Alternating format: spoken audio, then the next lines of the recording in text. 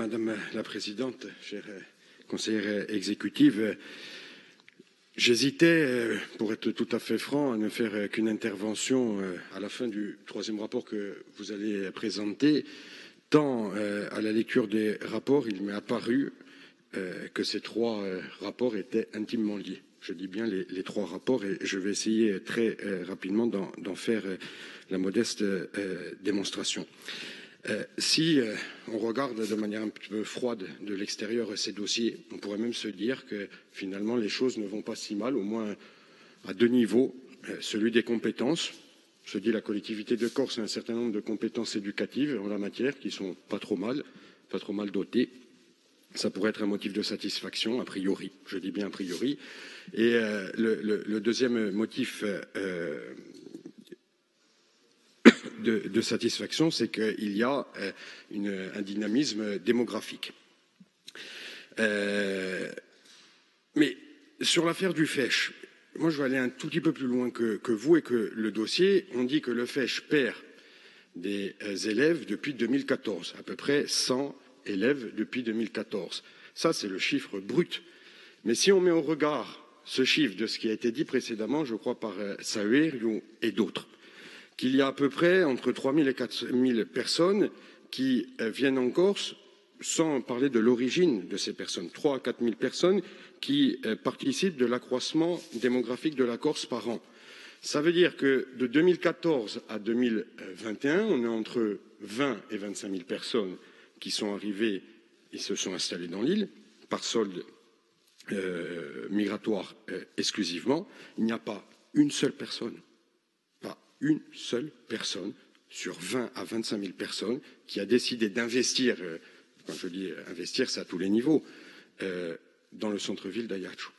Donc ce n'est pas 100 personnes que l'on perd sur Ajaccio, c'est beaucoup plus en fait. Et ça relativise aussi le dynamisme du Laetitia et ça s'inscrit dans la problématique que vient d'évoquer notre collègue Paul-Félix Benedetti sur le dynamisme du centre-ville d'Ajaccio et de manière générale sur l'ensemble des centres-villes de type comme peut l'être Ajaccio.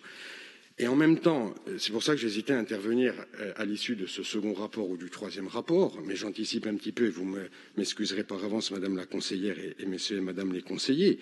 Dans le rapport suivant, vous parlez, parce qu'il ne faudrait pas non plus qu'on rentre de manière tout à fait naïve dans ces dossiers, vous parlez de saturation des effectifs des collèges. Donc on a un collège qui perd 100 élèves en 7 ans, qui n'en gagne pas un sur un potentiel de 20 à 25 000 personnes, ce qui est énorme.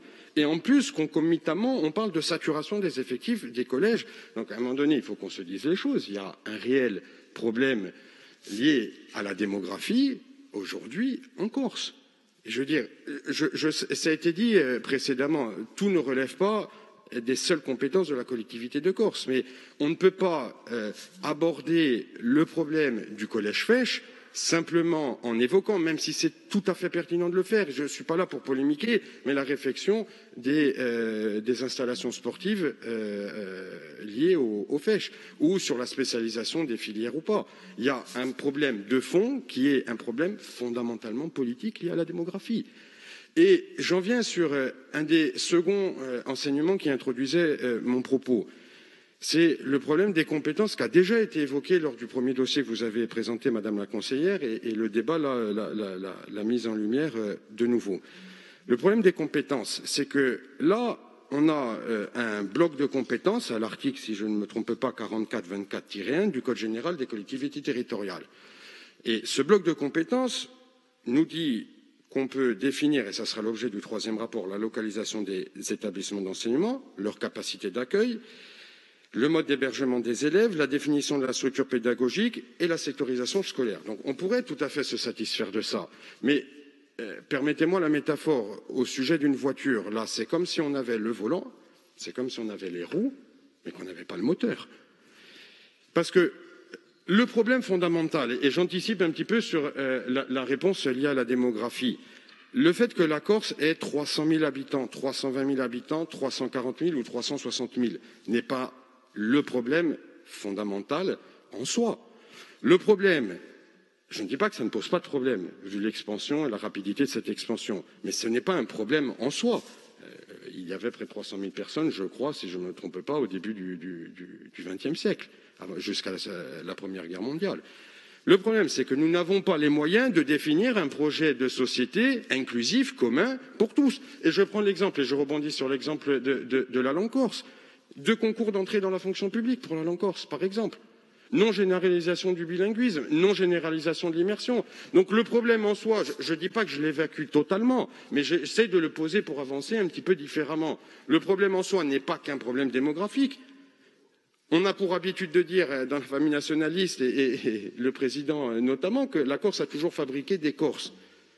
Mais le problème, c'est que pour fabriquer des Corses aujourd'hui, il faut aussi avoir les moyens de les fabriquer, et l'un de ces moyens, c'est l'éducation. C'est pour ça que je parle de compétences qui sont certes partagées, mais qui sont, au regard de la problématique générale, insuffisantes. C'est pour ça que moi je crois foncièrement que dans la problématique générale liée à l'éducation, il faudra demander un certain nombre de transferts, une redéfinition et de nouvelles contractualisations, parce qu'on ne peut pas se permettre de regarder le navire qui, à bien des égards, je veux dire, prend l'eau et pas de notre fait.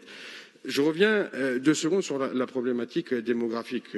Paul-Félix Benedek a parlé de la hausse très importante des loyers, du prix du logement et du vieillissement de la population.